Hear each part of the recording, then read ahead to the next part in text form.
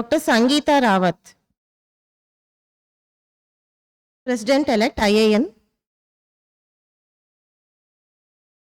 Dr. Meenakshisundaram,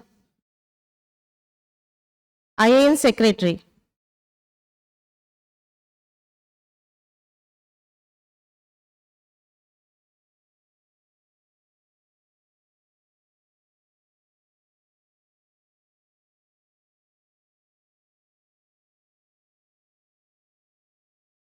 I request the chairpersons to start the session.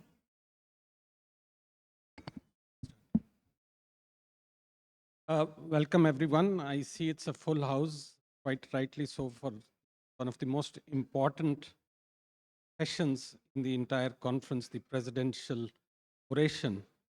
I would request Dr. Ashish Duggal to please come on stage and introduce the orator, Dr. Debashish Chowdhury. Thank you, sir. It's a matter of great honor and privilege for me to introduce a person who has been my mentor, my teacher, and most importantly, he's like an elder brother to me. And in fact, I believe in this whole audience, everyone knows Dr. Debashish Chowdhury.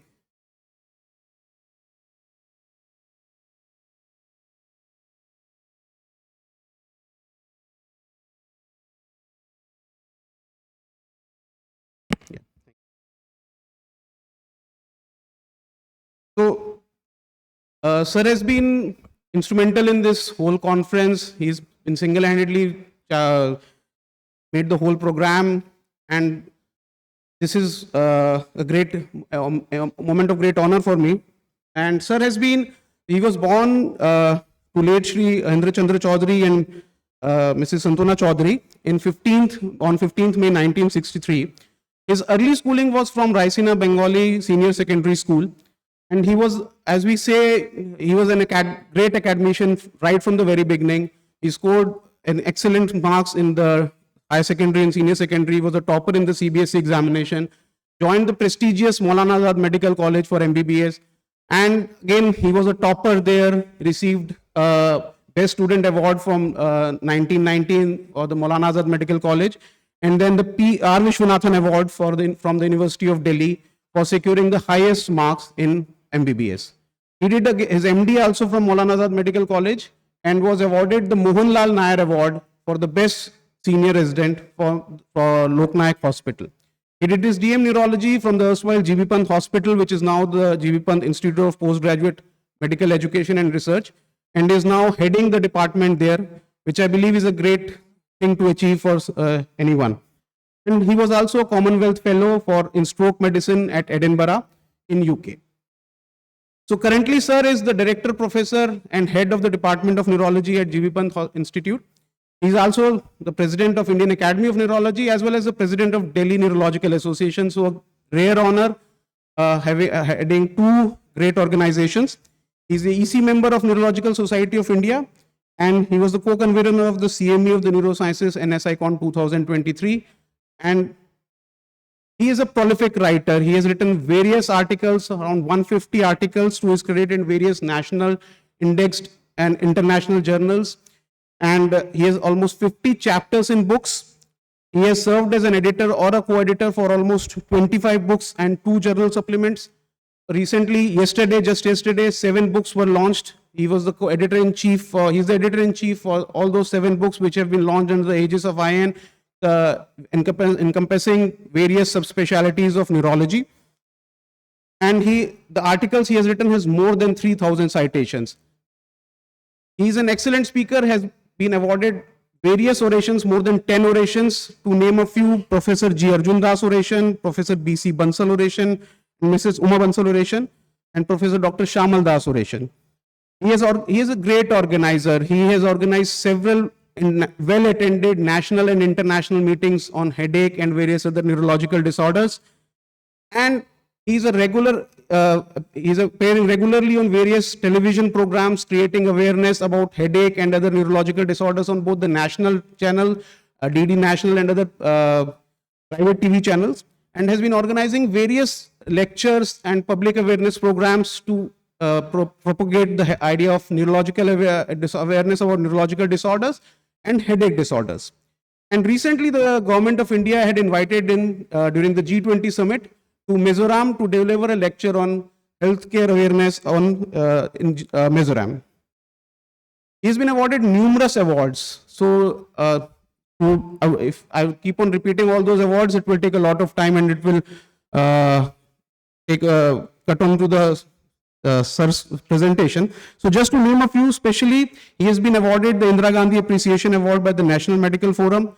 And another important award was the Maulana Azad Medical College for the Distinguished Alumnus Award. And he has been awarded by the Government of National Capital Territory of Delhi the State Award for Distinguished Services in Medical Profession. Dr. Debashish has been instrumental in bringing the Indian neurology onto the world platform.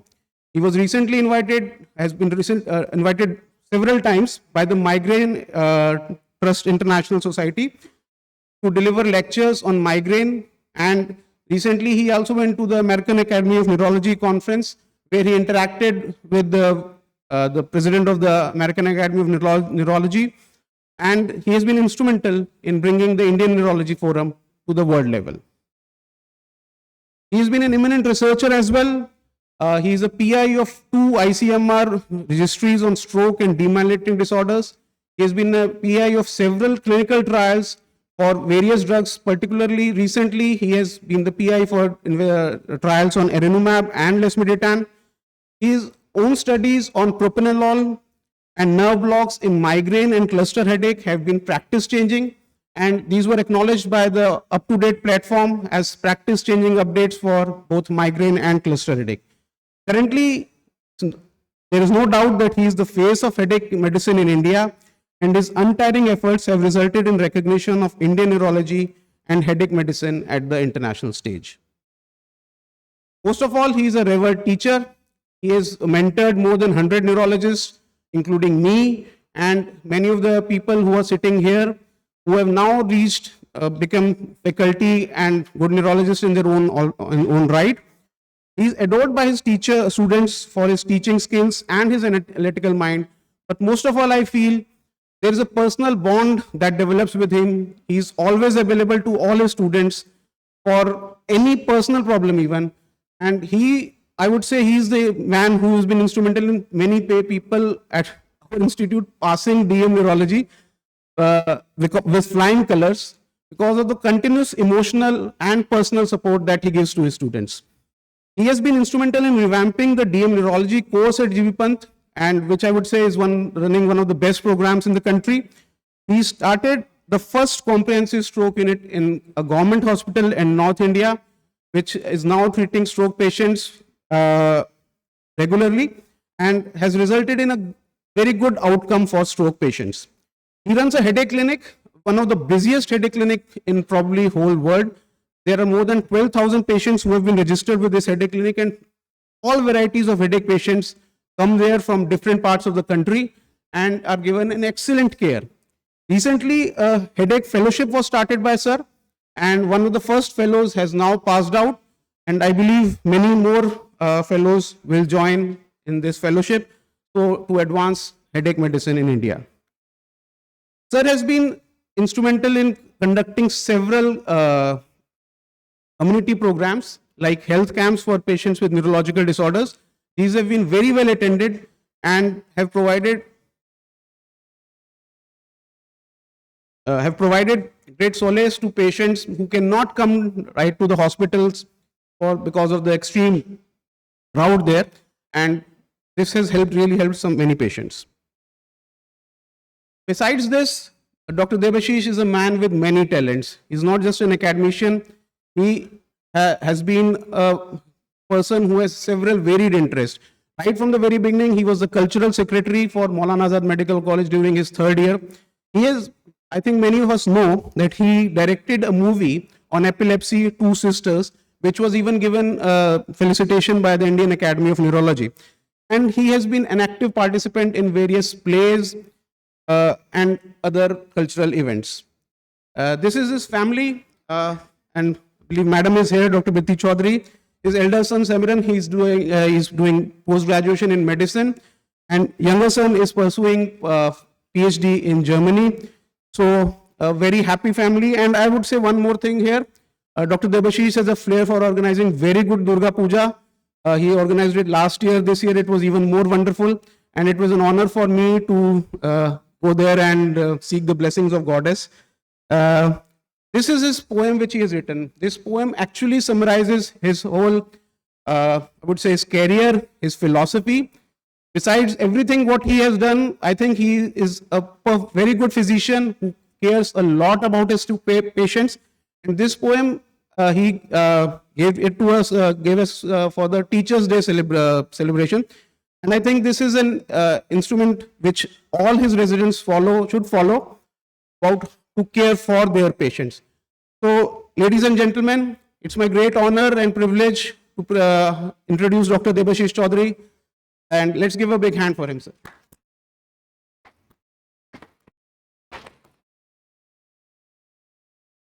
Thank you, Dr. Ashish. President, sir, Dr. Debashish, the stage is yours.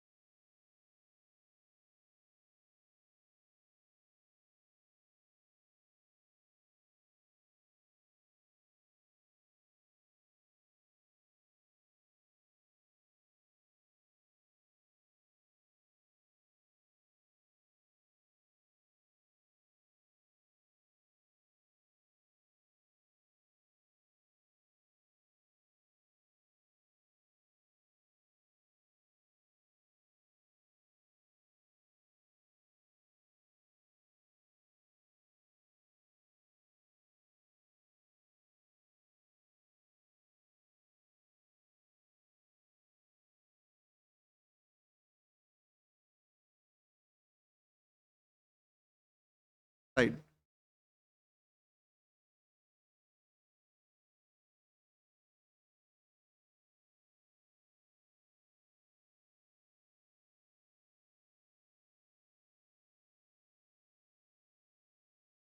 So, good morning, ladies and gentlemen, my teachers, friends, and colleagues. Chairperson, sir, madam,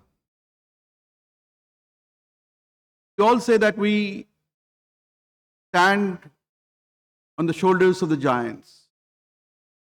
Following the legacy of the past iron presidents who have delivered magnificent orations, I will try to do justice to this task. And it's a matter of great honor and privilege for me to present to you my presidential oration for the IronCon 2024. Now, my presentation shall consist of 3 parts.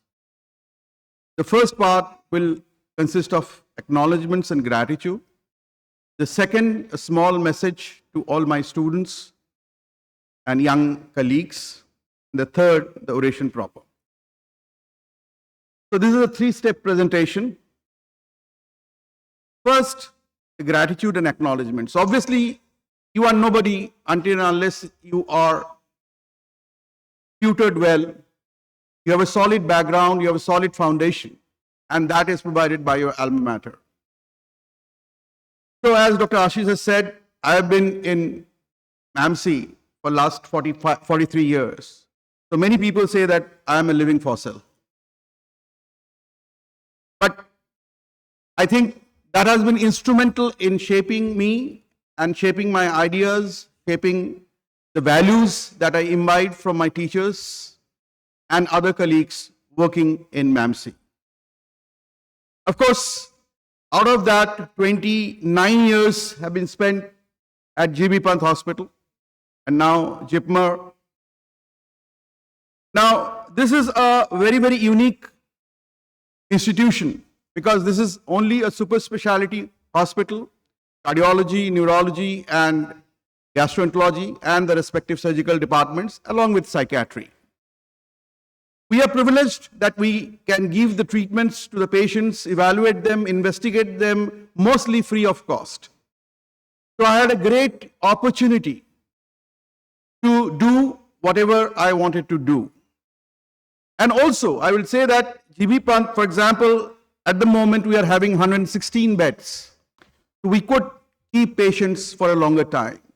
So I could get a longitudinal perspective of the neurological patients, which is not possible in many institutes because of the paucity of beds and the rollover that is needed. My teachers at GB Pant provided the basic foundation. When I joined the department as an assistant professor, in fact, I joined after about 15 or 16 years, and these 5 stalwarts in Indian neurology were there. Professor Meena Gupta built up the Department of Neurology. She nurtured it. She nurtured all of us. And she is my mentor, guide, and philosopher. Madam, I respectfully bow to you.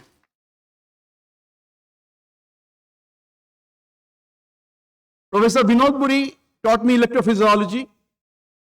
Professor Mendiratta taught me clinical medicine, how to be particularly good with time management, and how to do networking. Dr. Geeta Khwaja was very, very scrupulous about history taking. She would put us to the acid test of how to take the history. And that would go on for hours during the rounds. And Professor Ravi Nehru, he was an intellectual, and he taught us something which is beyond neurology. Many of the concepts of cognitive neurology, neuropsychology that I know today is because of Professor Ravi Nehru.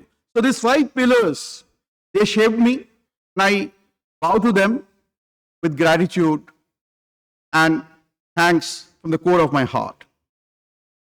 Then, although these giants, they have not taught me directly, but I have interacted with them on numerous occasions.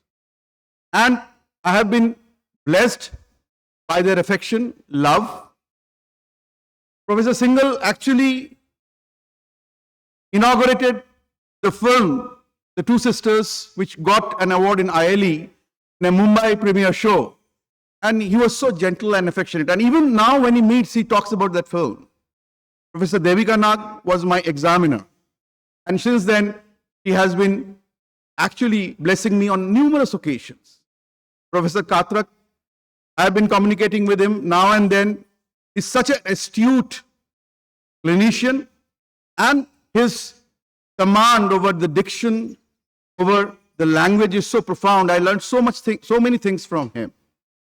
Professor Prabhakar, I think that I recently visited his institute for an inspection at Mohali, and he has remained the same. He's always affable. He's always, you can approach him with any problem and he's going to respond. Professor Ambat Chakravarti actually was instrumental in augmenting my interest in headache medicine, and he is a prolific writer and he's a thinker. He can think out of the box. So I think, and he has got a huge art collection at his residence. I had the privilege of visiting his house and seeing those artifacts. It was a great honor. And the most gentleman neurologist in our fraternity, I would say, is Dr. Khadilkar. Dr. Khadilkar speaks softly, but he puts down his point firmly. And it's a lesson, actually, to interact with him. And I learned a lot from Dr. Khadilkar how to deal with people, how to deal with patients. In the headache medicine, I was again fortunate to have the affection of Dr. Peter Goatsby, who is, as you all know, that he is a world-renowned figure in headache medicine. Dr. Tim Steiner, he is again a very, very gentle man, and he has done the largest epidemiological studies in headache medicine throughout the world. Dr. Alan Rappaport, a very good friend of India, he has visited India and he is very, very affectionate towards Indian neurologists. Dr. Manjeet Matharu, who is now heading the Queen Square headache unit. Dr. Ravi Shankar, he has been, the beacon for headache medicine for me, and I really value his association all these years. And we work together in the headache subsection. And of course, Alok, you have heard, is from my alma mater and is a good friend, and always we talk to each other about a lot of issues regarding headache medicine. Now comes the family. Now these are my parents, and you can see us as kids. My father was a self-made man, and my mother was a teacher. My father was very, very youthful and, very handsome, and he had a lot of social connect. I got the, knack of connecting with people through him. And my mother, she was a diligent, hard worker, very pious. Even today, at the age of 83, she doesn't take anything in the morning until unless she does the puja. So I've been blessed with these parents who have given me the values to stand upon, and with their love and affection throughout my life.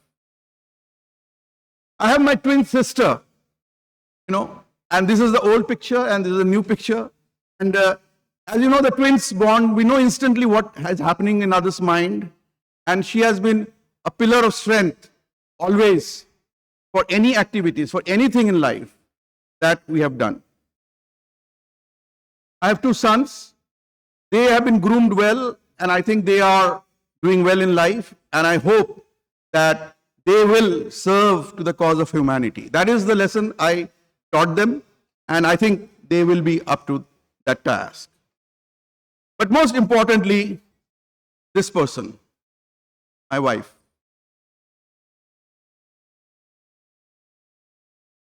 I have learned the meaning of the word simplicity and humility after my marriage. Madam, thank you very much for teaching me that, and I really acknowledge this. And I know that it is very easy to say to be simple, but actually it is very difficult to remain simple. But she is the example of simplicity and humility. Thank you, madam, for coming into my life and doing all the good that is possible. Thank you very much. Now, the second part is that a lot of my students said, sir, at least give some message to us during your oration.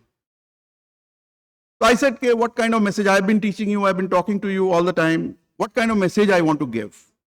So this is one message I'm going to give to you, because this has been the message to me. I have been following it throughout the last 30 years of my life. Now this is from Shakespeare, Hamlet. Now in the Act 4, Hamlet, as you know, was a prince of Denmark, and his father was wrongly killed by his brother.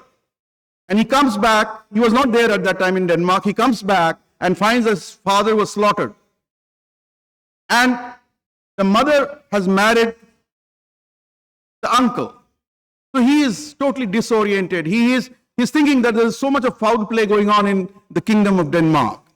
So he visits his mother and asks some tough questions. And the mother says in one of the dialogues, "Oh, Hamlet, you have broken my heart into two." And Hamlet replies, "Oh, then throw away the worst part and leave with a purer life with the other half." So this is the message. We all have these two halves with us, the bad half and the good half. And there is a continuous tussle. So consciously leave away the bad part and work with the good one. If you do that, you'll be happy and contented. Now, the oration. Now, the title I chose is Migraine, a Ghost Story, and I. The migraine evolved with me, and as you will see in my presentation, that how it changed my understanding and my life. Now, when I started the headache studies, I saw this picture. This is actually in the Metropolitan Museum of Art kept, and this is done by a British caricaturist known as Cruikshank. And you can see this person, and he's having headache. It's titled as The Headache. And you could see that he is having hammered by some demons, some ghosts, right, on his head. So I thought that, what is this? You know, I couldn't make much about this. And he is the painter, George Cruikshank. So I left it at that. But in 2001, one patient came. She was a 26-year-old female, and she had migraine since 18 years. It was recurrent and severe, highly disabling, unpredictable attacks preceded a day before by tiredness, frequent warning, and even nausea, vomiting, intense photophobia, phonophobia, prostration, and can't work properly for days after the attack. And then, after giving this history, she said, I am no longer the same person. I have no control over me. As if I'm possessed. Somebody else has taken control of me. And I then remembered this photograph. What is happening to this patient? And then an intense urge, like many of you might be having, of thinking, who is the closest psychiatric friend, psychiatry consultant, whom should I refer this patient to?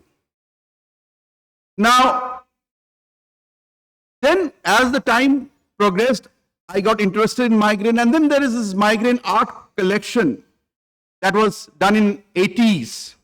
And there I chanced upon this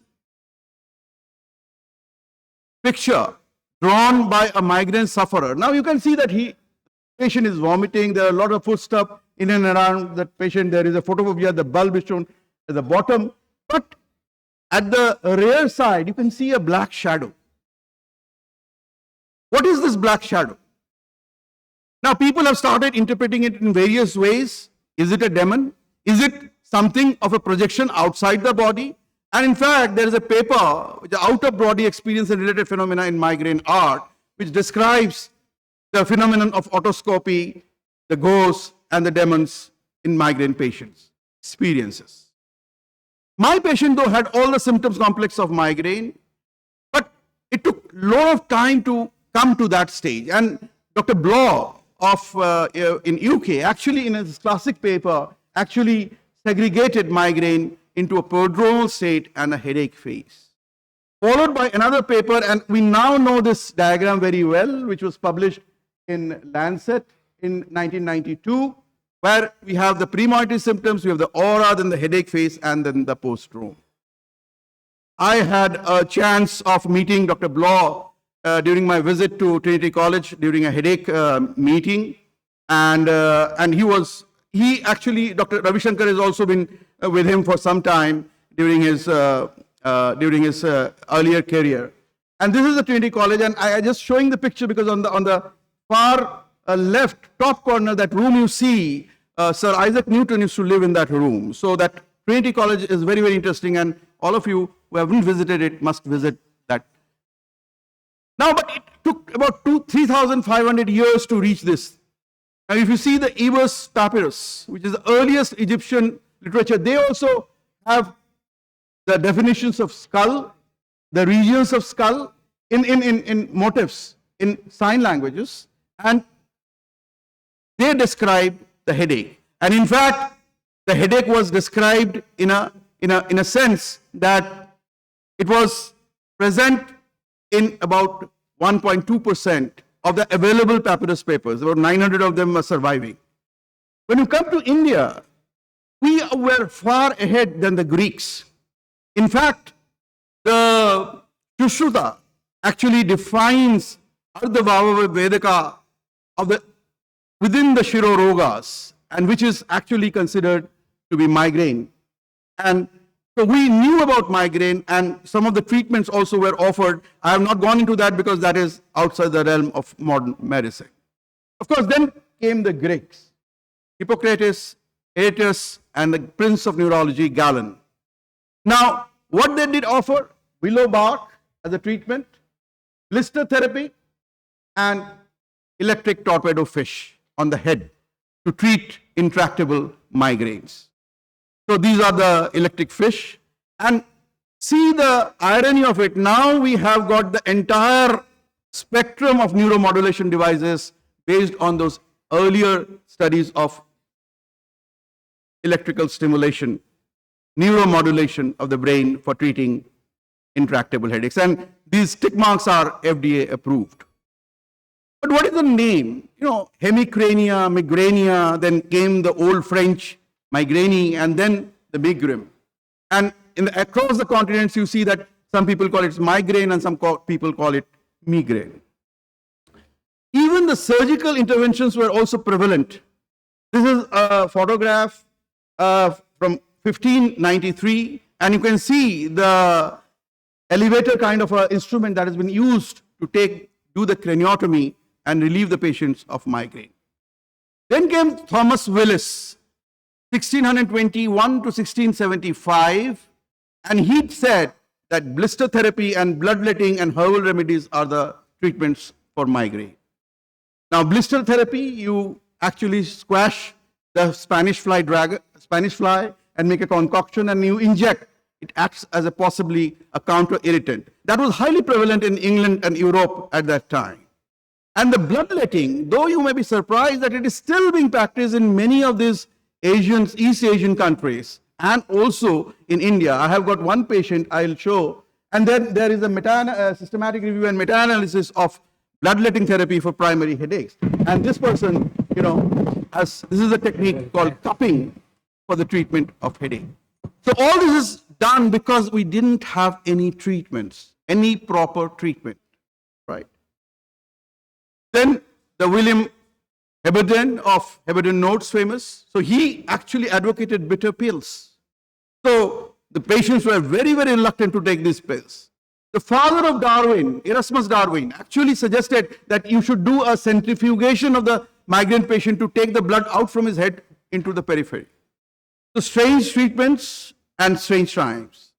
There has been a debate about where does the migraine originate, whether it is peripheral or central. And this has been going on, and these two prominent neurologists at that time actually fought over this for quite a lot. And then came the Hewling Jackson and William Gower. You have all heard about it or read about it, the Borderlands of Epilepsy, where he actually distinguishes migraine and epilepsy.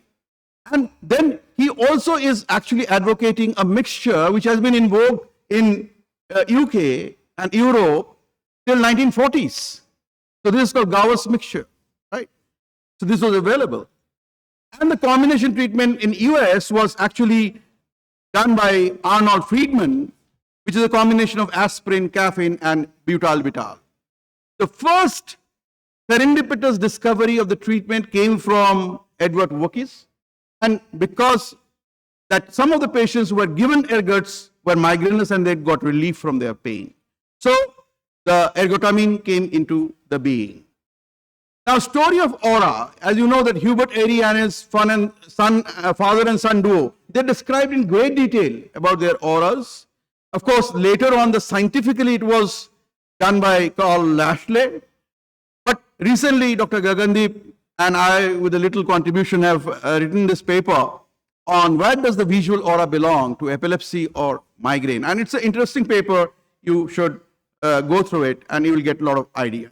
Of course, now we know that there is a CSD, a wave of depolarization, a high amount of efflux of potassium, which results in rats, in the cats, and also through functional neuroimaging by Hajikani et al. You could see the progression of the aura from the occipital area up to the frontal area. And you see, importantly, that you see a small red pick there with the time. And that is the time when there is, before the oligemia happens, there is a phase of hyperemia. And that is possibly responsible for the fortification spectra that we see. Does the aura initiate an attack? Not always. And now there are increasing reports that headache is reported in up to 40% of patients during aura phase. So this debunks the idea that primarily migraine is originating from aura, because people used to say that even people without migraine aura have a latent or subclinical CSD, but that is probably no longer true. And recently, in this paper, Vienna, I met him during the MTIS, has produced this, kind of iconography of the aura, and it is useful to keep it in hand while talking to the patients and explaining to them what does the aura look like. The greater part of 40s to 70s was actually influenced by this man called Harold Wolff. And he had proposed a simplified, paradigm. He did a lot of experiments. He said that there is a vessel constriction, reduced blood flow that leads to aura. There is a vessel dilatation, distended blood vessels that leads to pain. A very simple hypothesis. And that was in vogue. And therefore, migraine for a long time has been labeled as a vascular headache. There was no consensus of terminologies for migraine, even with this 3,000 years of history. Nobody knew that when we are talking about migraine, what we mean by that, right? What are the classification, what is the definition of migraine? The diagnostic criteria came as late as in 1969, and then first ICSD criteria came in 1988, and now we have got the ICSD-3 from 2018. And the new one is going to come in 2026 probably. No classification is perfect, and we need to modify, remodify, and make it more stronger. So what does this classification do? It actually groups them into 4 groups: migraine, tension type headache, trigeminal autonomic cephalalgias, and other primary headaches. And then the code, give codes, right? And then you can increase the code. So it's hierarchical, right? So depending on your need, you can use the classification. You can just stop at migraine, or you can go to the subcategories if you are interested in headache medicine. But what is more important, that people have recognized that migraine is not just headache. It's a symptom complex. It's a syndrome. The pre-headache, there is a headache phase which develops over a period of time, and a lot of other symptoms that are associated. And even if the headache is gone, you are not normal. So this is the understanding that has developed over a period of last 20 to 30 years. This has been a very important paper by Michael Moskowitz, who was an American, basic researchers. He created the model for the release of neuropeptides because of the inflammation of dural vessels. And that is known as Moskowitz model. And at the same time, Jess Olesen from the Danish Headache Center did multiple studies using the SPECT, the xenon SPECT, and found out what are the blood flow changes in the brain during induced or spontaneous migraine.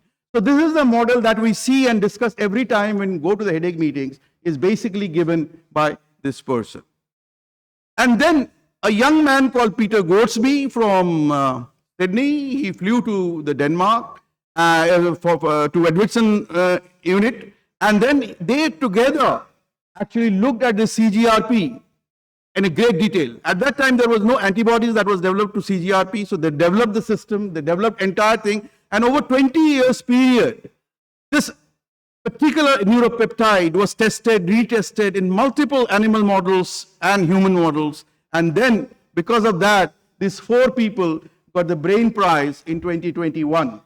Moskowitz, Lars Edvinsson, Peter Goatsby, and Jess Olesen. So it has been a culmination of about half a century of work to understand how does the migraine pain behave, what is its origin.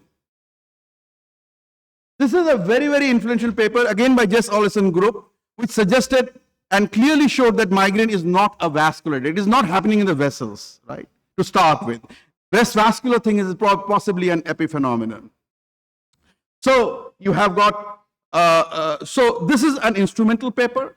And then this paper came by Peter Goatsby's group, and this is Farooq, he's from India, I just met. He's a very intelligent person, now working in Cleveland Clinic in London.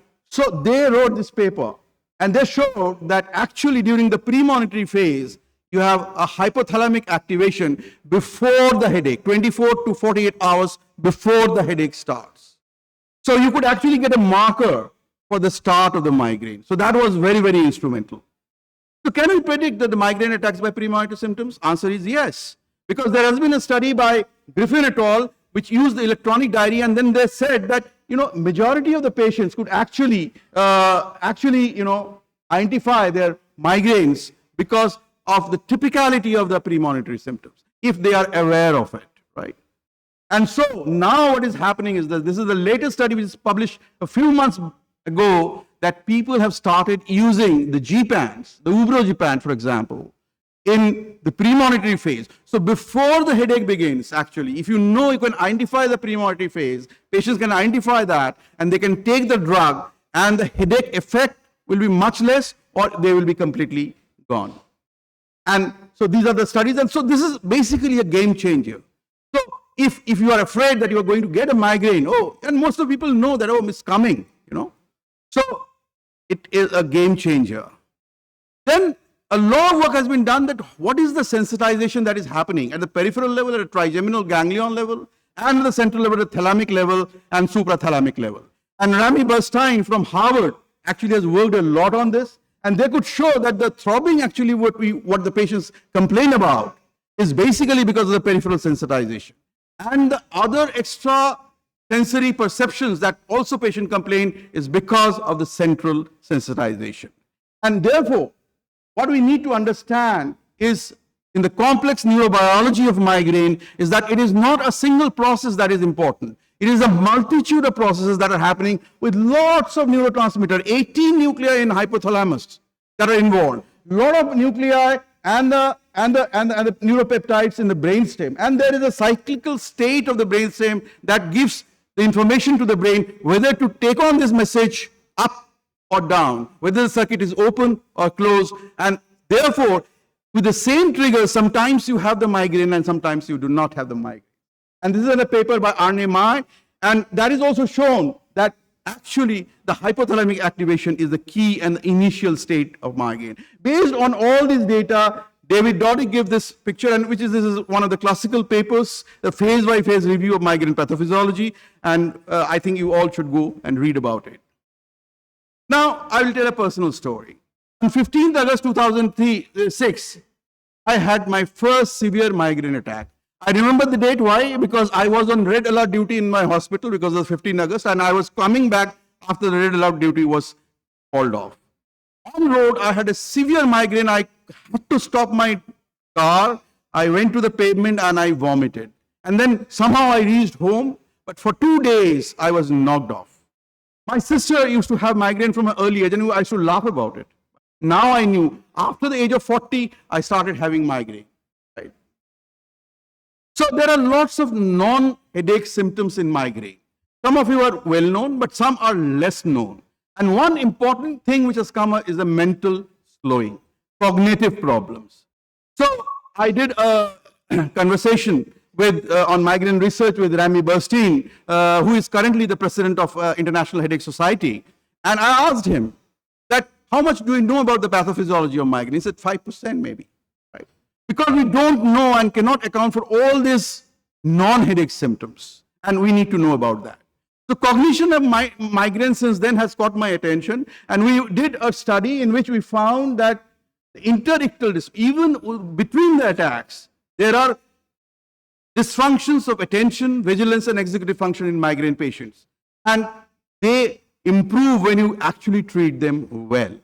And followed by this, we had another study, and this was published, presented at International Headache Society meeting, that we actually did a randomization between the two groups and assessed them ictally and interictally by doing that randomization. And we found that the episodic migraine with aura patients are having more subjective complaints during the ictal state compared to the enteric state. And also that compared to the healthy controls, they are having more. And an active control was the tension type headache patients. Tension type headache patients did not have this cognitive dysfunction at all. So there's something happening to the migraine patient's brain. And this is an important thing to ponder. And I think a lot of research is going on in this. Now, during COVID times, all we were homebound mostly. We used to go to the hospital, come back, and we tried to know that what is the impact of migraine in India. So we did an internet-based survey on that, and we found that the migraine tremendously increased, just like my case. And then we wrote that how to manage migraine in COVID times. But also, during that time, because of the continuous use of the laptops and other digital media, I developed severe dry eye conditions. So I persuaded my wife that, okay, why don't you do some study in which you see the dry eye from ophthalmology perspective and I see the migraine perspective. So this study showed that, yes, the dry eye patients and the migraine patients have vice versa relationship, bidirectional relationship, and actually that might be a peripheral trigger for recurrent migraine attacks which I was having. Now about the treatment, yesterday we had 2 meetings on treatment. I'll not go into the detail, but the last 3 decades have changed the landscape of this. From the serendipity, we have a step care, then we have a stratified care, and now we have a personalized care. We had ergots, we had NSAIDs, triptans, and now we have GPANs and dietins. So we can choose which drug to give to which patient. So this is a great thing in migraine research. I want to show this person. Many of you might not know him. He is Dr. Pramod Saxena. He's from KGMU. He's a pharmacologist, but he did migraine research on serotonin receptors. And he discovered this atypical serotonin receptors, which was later named as 5-HT1B. And because of this pioneering work by Saxena, it was Patrick Humphrey who discovered the triptans, which was a major therapeutic breakthrough. Now, about the MAPs and GPANs, as I said that these 4 drugs that have come. Now, although the pharma people are pushing it hard, but what is the great thing about this? The great thing is that all these studies are multicentric. They involve large number of people. They're very rigorous. Their statistics, their patient enrollment, the way they segregated the patients is very rigorous. And therefore, the findings need to be taken seriously. Now you see that overall, it is a 50% reduction rate that we consider as an important migraine. That is, for the test drug is about 43 to 62%, and for the other drugs, it's about, for the placebo, it's about 30%. So you see that even with the MAPs, you have 30 to 35% patients who do not respond to MAPs. So therefore, other mechanisms must be operating, and now people are looking at PACAP, which of course I'll not go into that because it's a very new kind of a thing. Also, we are uncertain about the usage of these MAPs. There are a lot of questions. How long will you give? Who will call as a treatment failure? Can you switch from one MAP to another? If you switch, then what will be the duration of that switch? And then if there is a medication overuse headache, what do you do? So all these questions, this has been actually dealt with in the recent book that has been published, and you can go and read about it. These are very important questions, and there is some ambiguity, uncertainty about this.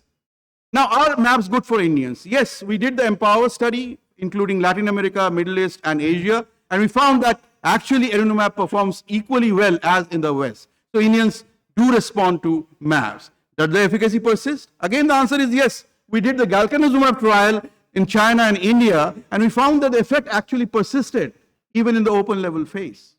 So these drugs are helpful, they do work, and once available, they will be a shot in the arm for all of us. Now, what is the magnitude of the problem? The magnitude of migraine, as you know, is very huge. About more than 1 billion affected in the world. Second most disabling disorder. Huge economic burden. After stroke and Alzheimer's, probably it is the third neurological disorder with the highest economic burden. And so we need to know the migraine epidemiology in India. Some time back, Girish from NIMANS did this study in which he found that it was 25.2% 1-year prevalence rate. Internationally, it is about 14.7%. So Indians are having higher migraines. We did the same study in the National Capital Region using the same paradigms under the global burden of headache disorders umbrella, and we found that again it's 26.3%. So therefore, you can say that 1 in 4 adults in India is having migraine. And if you see the chronic migraine, it is about 25 million, a huge number. So we must be concerned as a neurologist. The main problem in the migraine field, though, is the chronic migraine. These patients are very difficult to treat, and you must salute this man, he was no more, Nynan Matthew, who actually gave the term transformed migraine, which was later changed to chronic migraine. And it's very difficult to treat because you have either the Botox or MAPS. Earlier, topiramate was used. Topiramate again is a non-adherence, side effects, all these problems come, right? So, and you see that even with the MAPS, the responder rate, the gain in function is about 20%. It's not very great, right? So therefore, we need to have medicines which are used, which can be used for us, the cheaper ones, the low-cost drugs, low-cost headache services, low-cost support services, and repurposing of the existing drugs. So with this aim, we recently completed and started analyzing our study in which we studied the bevaracetam. This is the first time in the world this drug has been tried for episodic migraine, and we found very encouraging results after 8 weeks to 12 weeks and almost negligible side effects, right? So this might be a new kid in the block when we publish this paper. Then we published another paper because even though we had this topiramate, we continue to use propranolol, and world over people first tried propranolol, right? So we said there was no evidence. So we tried this trial as a non-inferiority trial, and we found that topiramate and propranolol were faring more or less similar. There's not much difference, and so that gave the world an evidence that okay, this drug can also be used. But the last about 8 years or so, I have been focusing on this, the greater occipital nerve block injections. Now, rationale is that there is a convergence in the cervical region from the anterior, the trigeminal system, and the posterior, the C2, the greater occipital nerve. And if you do modulate that activity by greater occipital nerve blocks, you can get a relief.